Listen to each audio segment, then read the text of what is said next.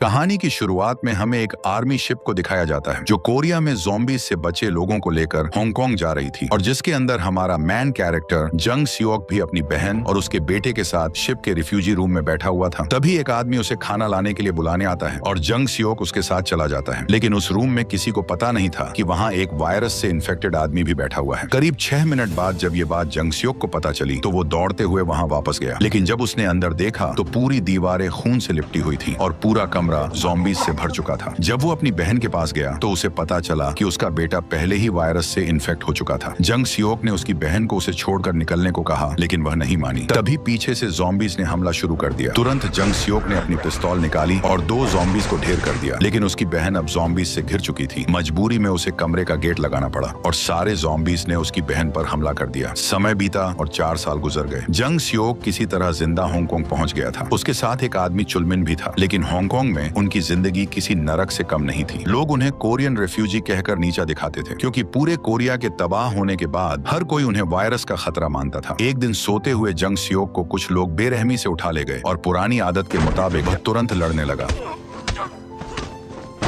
लेकिन तभी उनके लीडर ने उसे शांत कराया। बॉस तुमसे मिलना चाहते हैं। जब उसे दूसरी जगह ले जाया गया तो उसने देखा कि चुलमिन भी वहां मौजूद था। कुछ देर बाद एक विदेशी आदमी उनके सामने आया और असली बात बताई। 4 साल पहले ज़ॉम्बी वायरस फैलने से ठीक पहले उनके एक ट्रक में $2 करोड़ ब्लैक मनी जा रहे थे, लेकिन रास्ते में संपर्क टूट गया और ट्रक हमेशा के लिए गायब हो गया। हालांकि उनके पास ट्रक की आखिरी लोकेशन मौजूद थी, इसलिए उन्होंने इन कोरियाई लोगों को बुलाया था। अगर वे ट्रक ढूंढकर पैसा वापस ले आए तो आधी रकम उन्हें मिलेगी, यानी चारों लोगों में से हर एक को $2.5 मिलियन मिल सकते थे। सालों से गरीबी और अपमान झेल रहे चुलमिन को पहली बार उम्मीद की किरण दिखाई दी। उस रात चारों लोग जहाज से कोरियाई पेनिनसुला की तरफ रवाना हुए। रास्ते में टीम लीडर ने उन्हें बताया कि रात में ज़ॉम्बीज लगभग अंधे हो जाते हैं, लेकिन उनकी सुनने की ताकत सामान्य इंसान से कई गुना ज्यादा होती है, इसलिए हथियारों पर साइलेंसर लगाना बेहद जरूरी था। योजना के मुताबिक वे 3 दिन तक उनका इंतजार करेंगे। अगर ट्रक मिल जाए तो उन्हें सैटेलाइट फोन से संपर्क करना होगा, फिर जहाज उन्हें वापस लेने आ जाएगा। चारों लोग छोटी नाव लेकर धीरे धीरे किनारे की तरफ बढ़ने लगे। पूरा बंदरगाह डूबी हुई और टूटी फूटी जहाजों से भरा पड़ा था और अंधेरे में सब कुछ बेहद डरावना लग रहा था। किनारे पर उतरने के बाद वे बेहद सावधानी से आगे बढ़े। तभी उन्हें एक कार मिली जिसमें चाबी पहले से लगी हुई थी। वे तुरंत उसमें बैठकर ट्रक की लास्ट लोकेशन की तरफ निकल पड़े। रास्ते में गाड़ी चला रही महिला ने बताया कि वह पहले टैक्सी ड्राइवर थी। उसने इस शहर की हर गली देखी हुई थी, लेकिन 4 साल बाद लौटने पर वह खुद इस जगह को पहचान नहीं पा रही थी। कुछ देर बाद वो एक ट्रक के पास पहुंचे। जंग सियोक अकेले नंबर प्लेट चेक करने के लिए आगे बढ़ा, लेकिन पास जाकर पता चला कि वह सही ट्रक नहीं था। वह वापस लौटने ही वाला था कि तभी पास से अजीब सी आवाज सुनाई दी। जंग सियोक सावधानी से आगे बढ़ा और जब उसने मशीन गन के नाइट विजन स्कोप से अंदर झांका तो सामने का नजारा देखकर उसके होश उड़ गए। तभी बादलों के पीछे छिपा चांद बाहर निकल आया और उसकी रोशनी कांच पर पड़ते ही जंग सियोक के सामने ऐसा खौफनाक नजारा आया जो हमेशा के लिए उसके दिमाग में छप गया। वह तुरंत भागकर गाड़ी में वापस आया और तुरंत वहां से निकलने को बोला। कुछ देर बाद उन्हें आखिरकार असली ट्रक मिल गया। जैसे ही उन्होंने ट्रक का दरवाजा खोला, अंदर डॉलर से भरे बैग रखे हुए थे, यानी $2 करोड़ सचमुच वहीं मौजूद थे। अब सभी लोग ट्रक लेकर निकलने की तैयारी करने लगे, लेकिन तभी उन्होंने देखा कि ड्राइवर सीट पर एक सूखी हुई लाश बैठी थी। उनका एक साथी चुलमिन आगे बढ़ा और सीट बेल्ट खोलने की कोशिश करने लगा, लेकिन अगले ही पल वह लाश अचानक जिंदा हो गई और उस आदमी पर झपट पड़ी। घबराहट में उसका हाथ हॉर्न पर जा पड़ा और हॉर्न की तेज आवाज ने पूरे शहर में हल्ला मचा दिया। आवाज दूर दूर तक गूंजने लगी। जंग सियोक ने तुरंत चुलमिन को पीछे खींचा और एक गोली में उस ज़ॉम्बी को खत्म कर दिया। खुशकिस्मती से चुलमिन घायल नहीं हुआ, क्योंकि लंबे समय से सोया हुआ ज़ॉम्बी काफी सुस्त हो चुका था। सब लोग राहत की सांस लेने ही वाले थे कि दूर से अजीब सी हलचल सुनाई देने लगी और अगले ही पल चारों तरफ से ज़ॉम्बीज का झुंड उनकी तरफ दौड़ पड़ा। जंग सियोक ने तुरंत फायरिंग शुरू कर दी और बाकी लोगों को गाड़ी तक पहुंचने का मौका दिया, लेकिन ज़ॉम्बीज की संख्या बहुत ज्यादा थी। तभी उसे एक आइडिया आया। उसने तुरंत आसपास खड़ी कई गाड़ियों पर गोली चला दी और कुछ ही सेकंड में उन सभी के अलार्म बजने लगे। आवाज सुनते ही ज़ॉम्बीज का ध्यान उन गाड़ियों की तरफ चला गया, लेकिन तभी एक साथी ने रिवर्स लेते वक्त गलती से दूसरी कार में टक्कर मार दी और उस टक्कर की आवाज ने फिर से सारे ज़ॉम्बीज को उनकी तरफ खींच लिया। जंग सियोक तुरंत ट्रक में कूद गया। इसके बाद ट्रक तेज रफ्तार से वहां से निकल पड़ा और जल्द ही उन्होंने पीछे छूटते ज़ॉम्बीज से दूरी बना ली। सभी लोग खुश थे कि अब वह बच चुके हैं और अब उन्हें बस पैसे लेकर हांगकांग लौटना था, लेकिन तभी अचानक सड़क के आगे आग जैसी रोशनी फैल गई। एक के बाद एक फ्लेयर्स आसमान से नीचे गिरने लगी और देखते ही देखते पूरा इलाका उजाले से भर गया। सभी लोग हैरान होकर इधर उधर देखने लगे, लेकिन जंग सियोक ने तुरंत खतरा भांप लिया। उसे समझ आ गया कि ये रोशनी जानबूझकर फैलाई गई है, क्योंकि जहाँ रोशनी होगी वहीं ज़ॉम्बी भी पहुंचेंगे। उसने तुरंत साथियों को वहां से निकलने के लिए कहा, लेकिन तब तक सड़क पर ज़ॉम्बीज की संख्या बढ़ने लगी थी। महिला ड्राइवर ने मजबूरी में एक्सेलरेटर पूरी ताकत से दबा दिया और गाड़ी सीधे ज़ॉम्बीज के बीच घुस गई। लेकिन तभी सड़क के बीच में खड़ी एक कार सामने आ गई। तुरंत गाड़ी का संतुलन बिगड़ा और वह पलट गई। पीछे आ रहा ट्रक भी समय पर नहीं रुक पाया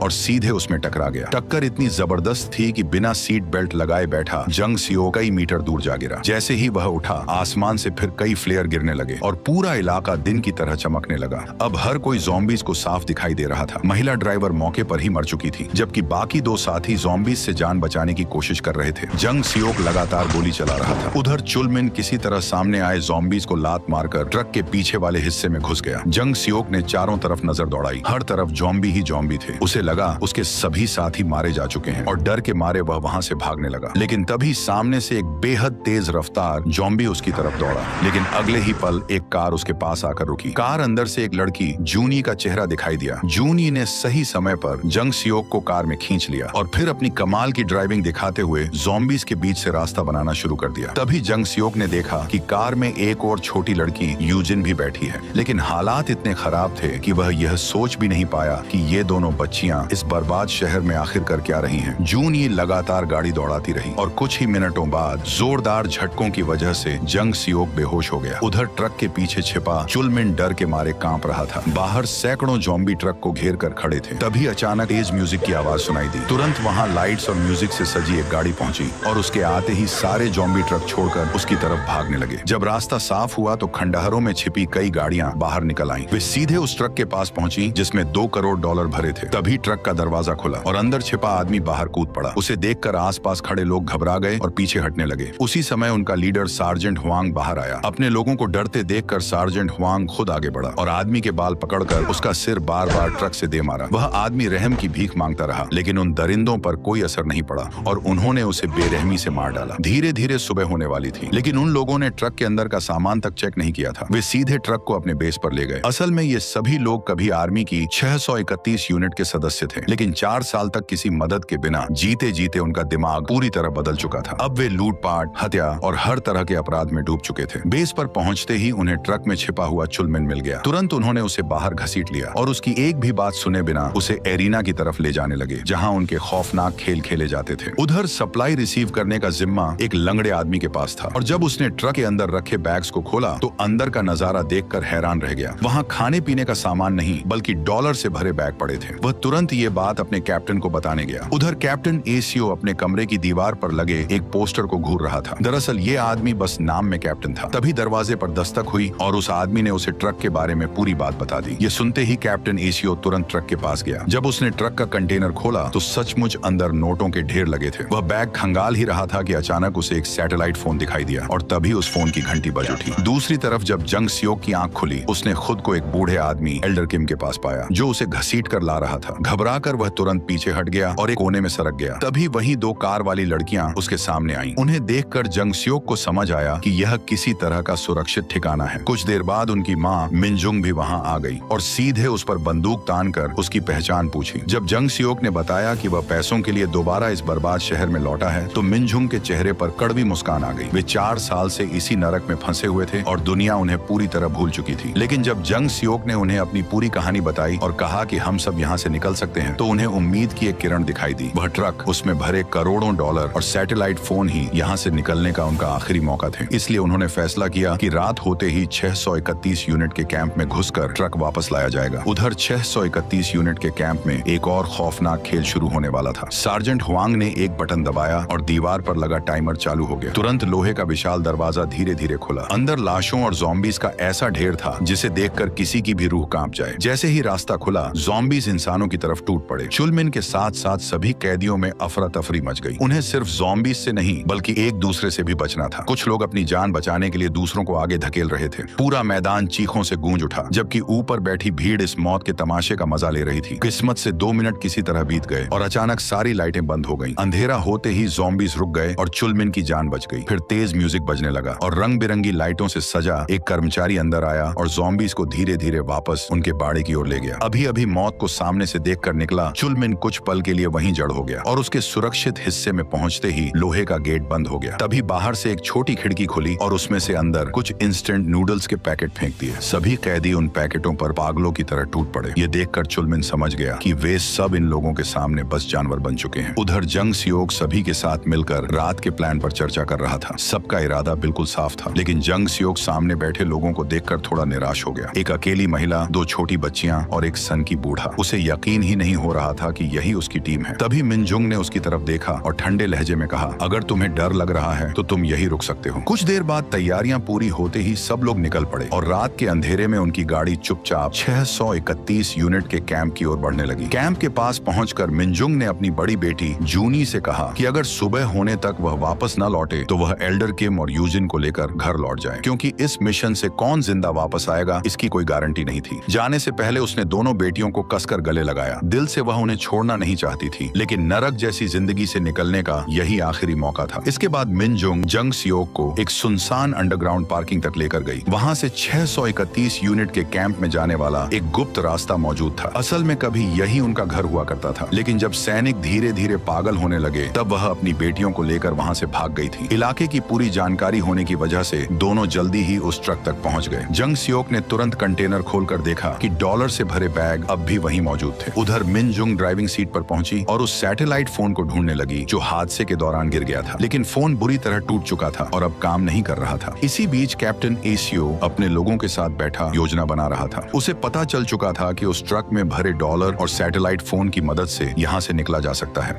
लेकिन समस्या सार्जेंट हुआंग था। वह बेहद चालाक और खतरनाक इंसान था, इसलिए पहले उसे रास्ते से हटाना जरूरी था। कैप्टन एसियो सीधे अखाड़े में पहुंचा और सैनिकों से कहा कि सार्जेंट हुआंग जो ट्रक पकड़कर लाया है उसमें ढेर सारा खजाना मिला है। सैनिकों को खुश करने के लिए उसने खूब सारा खाना बंटवाया। साथ ही घोषणा कर दी कि आज रात का खेल बिना किसी टाइम लिमिट के चलेगा। यह सुनकर सभी सैनिक खुशी से झूम उठे, लेकिन सार्जेंट हुआंग को कुछ गड़बड़ महसूस हुई। जब कैप्टन एसियो अपने कमरे में लौटा तो उसने देखा कि सार्जेंट हुआंग पहले से वहीं मौजूद था। खुशकिस्मती से उसकी नजर मेज पर रखे सैटेलाइट फोन पर नहीं पड़ी। कैप्टन एसियो ने बिना घबराए फोन को एक स्पीकर से ढक दिया। फिर सार्जेंट हुआंग ने उससे कुछ सवाल पूछने शुरू किए। उसी वक्त लंगड़ा आदमी कमरे में घुस आया। उसके आते ही दोनों की बातचीत अचानक रुक गई। कमरे का माहौल देखकर उसे भी कुछ अजीब लगा, लेकिन इससे पहले कि वह कुछ पूछता उसे बंदूक की कॉकिंग की आवाज सुनाई दी। स्थिति समझते ही वह बहाना बनाकर वहां से निकल गया। उसके जाते ही कैप्टन एसियो ने उसे ट्रक के पास इंतजार करने का आदेश दिया, लेकिन वहां पहुंचते ही उसकी मुलाकात मिनजुंग से हो गई।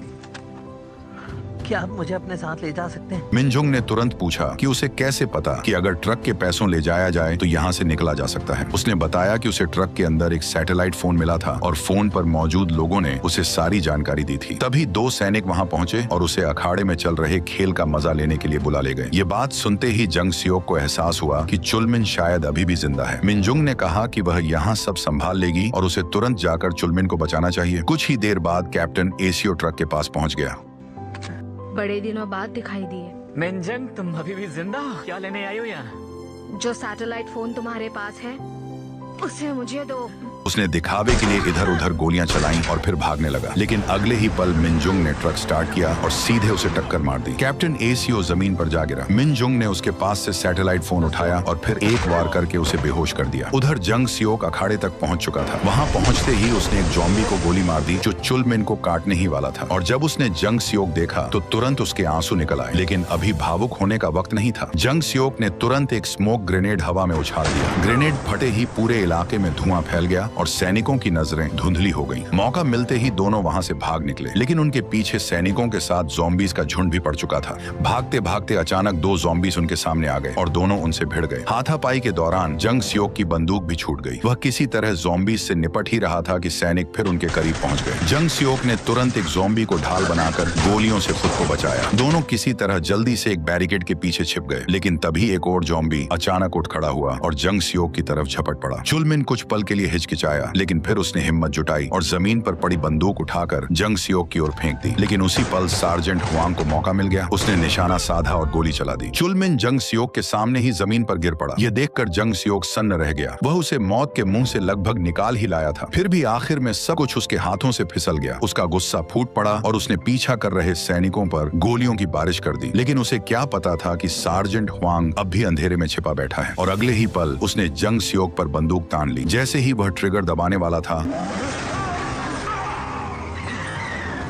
ठीक उसी वक्त मिनजुंग ने जंग सियोक को आवाज लगाई और तुरंत ट्रक में बैठने को कहा। दोनों ने तेजी से 631 यूनिट का गेट तोड़कर बाहर निकलने की कोशिश की, लेकिन बाहर निकलते ही उनका सामना ज़ोंबीज के एक विशाल झुंड से हो गया। कैंप के अंदर का शोर पहले ही उन्हें वहां खींच लाया था। कुछ ही सेकंड में ट्रक चारों तरफ से ज़ोंबीज से घिर गया। हालात इतने खराब हो गए कि दोनों को लगा अब बचना नामुमकिन है। तभी दूर से तेज रोशनी और हॉर्न की आवाज सुनाई दी। सारे ज़ोंबीज का ध्यान तुरंत दूसरी तरफ चला गया। वह कोई और नहीं बल्कि जूनी थी। उसने बिना डरे अपनी गाड़ी सीधे ज़ोंबीज के झुंड में घुसा दी। एक जोरदार मोड़ लेने के बाद उसने तेजी से गाड़ी पीछे घुमाई और ज़ोंबीज को अपनी तरफ खींच लिया। मिनजुंग भी तुरंत ट्रक लेकर उसके पीछे निकल पड़ी। चौराहे के पास पहुंचते ही एल्डर किम ने भी दिवाली का एक रॉकेट दूसरी दिशा में दाग दिया। तेज रोशनी और आवाज की वजह से ज़ोंबी फिर दिशा बदलकर उधर भागने लगे। मौका मिलते ही दोनों गाड़ियां दूसरी सड़क पर मुड़ गईं। इस तरह उन्होंने कुछ समय के लिए ज़ोंबीज से पीछा छुड़ा लिया, लेकिन राहत ज्यादा देर टिक नहीं सकी। अचानक आसमान में एक फ्लेयर फटा और पूरा इलाका दिन की तरह चमक उठा। पीछे मुड़कर देखने पर पता चला कि 631 यूनिट की गाड़ियां अब भी उनका पीछा कर रही थीं। वे लगातार फ्लेयर दाग रहे थे ताकि ज़ोंबी उनके रास्ते में आते रहें। और अब इन उजड़ी हुई सड़कों पर मौत की रेस शुरू हो चुकी थी। दोनों तरफ गाड़ियां पूरी रफ्तार से दौड़ रही थीं। तभी आगे एक ट्रक बीच सड़क पर खड़ा दिखा, लेकिन जूनी ने कमाल की ड्राइविंग दिखाते हुए आखिरी पल में गाड़ी मोड़ी और बगल की तंग गली में घुस गई। फिर भी पीछे लगे पागल सैनिक भी उसका पीछा करते रहे। गली के अंदर यूजिन ने नाइट विजन डिवाइस से आगे का रास्ता देखा। उसे एक मोड़ पर खड़े ज़ोंबीज का झुंड दिखाई दिया और उसने तुरंत हेडलाइट ऑन कर दी। तेज रोशनी पड़ते ही ज़ोंबीज गुस्से से भर गए और पीछा कर रही गाड़ी सीधे उनकी नजरों में आ गई। अगले ही पल सारे ज़ोंबीज उस गाड़ी पर टूट पड़े। उधर मिनजुंग मैन रोड पर ट्रक दौड़ा रही थी, लेकिन सार्जेंट हुआंग की गाड़ी अब भी उनके पीछे लगी हुई थी। वह बराबर में आते ही पिस्तौल निकालकर गोली चलाने वाला था, लेकिन जंग सियोक की बंदूक पहले से उसी पर तनी हुई थी। तभी मिनजुंग ने अचानक ब्रेक लगाया, फिर ट्रक को मोड़कर सीधे उसकी गाड़ी में दे मारा। झटका इतना जोरदार था कि उनकी गाड़ी सड़क किनारे मलबे में जा घुसी। ड्राइवर अभी उसे संभाल ही रहा था कि पीछे से आ रही अपनी ही गाड़ी उससे टकरा गई। इस टक्कर से आसपास के ज़ोंबीज पागलों की तरह दौड़ पड़े। इसी बीच जूनी भी वापस मैन रोड पर पहुंच गई और अपनी मां से आ मिली। तभी जंग सियोक ने पीछे की गाड़ियों पर निशाना साधकर फायरिंग शुरू कर दी। कुछ दूर आगे एक ऊंचे फ्लाईओवर पर सैकड़ों ज़ोंबीज जमा थे। जैसे ही उन्होंने नीचे चमकती हेडलाइट्स देखी, वे झुंड बनाकर नीचे कूदने लगे। दृश्य ऐसा था मानो आसमान से लाशों की बारिश हो रही हो, लेकिन जूनी अपनी शानदार ड्राइविंग से हर खतरे को चकमा देती चली गई। मिनजुंग भी ट्रक को पूरी रफ्तार से निकाल ले गई, लेकिन पीछे आ रही ज्यादातर गाड़ियां इस जाल में फंस गईं और आखिरकार सिर्फ 2 गाड़ियां ही उनका पीछा कर पाईं। अभी जंग सियोक की नजर आगे एक जानी पहचानी इमारत पर पड़ी। उसने तुरंत मिनजुंग को दाईं तरफ गाड़ी मोड़ने को कहा, फिर मशीन गन उठाकर इमारत की कांच की दीवार पर गोलियां बरसानी शुरू कर दी। कुछ ही पलों में पूरा शीशा टूटकर बिखर गया। पीछे आ रहा सार्जेंट हुआंग समझ ही नहीं पाया कि आखिर हो क्या रहा है। तुरंत गाड़ी का बैलेंस बिगड़ा और वह सीधे ज़ोंबीज के झुंड में जा घुसी। इस बार उसका बच निकलना नामुमकिन था। आखिरकार जंग सियोक और उसके साथी पीछा करने वालों से छुटकारा पाने में सफल हो गए। मिनजुंग ने कैप्टन एसीओ से छीना हुआ सैटेलाइट फोन निकाला और जंग सियोक ने फोन पर मौजूद लोगों से कहा कि वे 15 मिनट में बंदरगाह पहुंच जाएंगे। रास्ता साफ था और पहली बार उन्हें लगा कि शायद वे सचमुच बच जाएंगे। कुछ देर बाद उन्हें बंदरगाह पर खड़ा लोडिंग जहाज भी दिखाई दे गया, लेकिन तभी अचानक ट्रक का दरवाजा खुला और कैप्टन एसीओ बाहर निकल आया। दरअसल वह पहले ही बंदरगाह पहुंच चुका था और वहीं छिपकर उनका इंतजार कर रहा था। उसने तुरंत जूनी को पकड़ लिया और बंदूक उसकी कनपटी पर रख दी। बेटी की जान खतरे में देखकर जंग सियोक और मिनजुंग को हथियार डालने पड़े। उसी समय एल्डर किम और छोटी यूजिन चुपके से गाड़ी से उतर गए। यूजिन के दिमाग में एक तरकीब आई। उसने अपना रिमोट कंट्रोल खिलौना बाहर चला दिया। आवाज सुनते ही कैप्टन एसीओ का ध्यान पल भर के लिए भटक गया और बस इसी मौके का फायदा उठाकर जूनी उसके चंगुल से निकल भागी, लेकिन होश में आते ही उसने बंदूक यूजिन पर तान दी। ये देखकर एल्डर किम बिना सोचे समझे बच्ची के सामने खड़ा हो गया। उधर मिनजुंग ने जमीन पर पड़ी बंदूक उठाई, लेकिन गोली चलाने से पहले ही उसके पैर में गोली लग गई। जब तक जंग सियोक हथियार उठा पाता, कैप्टन एसीओ ट्रक में बैठ चुका था। वह तेजी से ट्रक लेकर जहाज की तरफ भाग निकला। इसी बीच सूरज भी निकलने लगा था और आसपास के ज़ोंबीज तेजी से बंदरगाह की ओर बढ़ रहे थे। कैप्टन एसीओ को यकीन था कि आखिरकार वह इस नरक से निकलने वाला है। खुशी में डूबा वह ट्रक सीधे जहाज तक ले गया,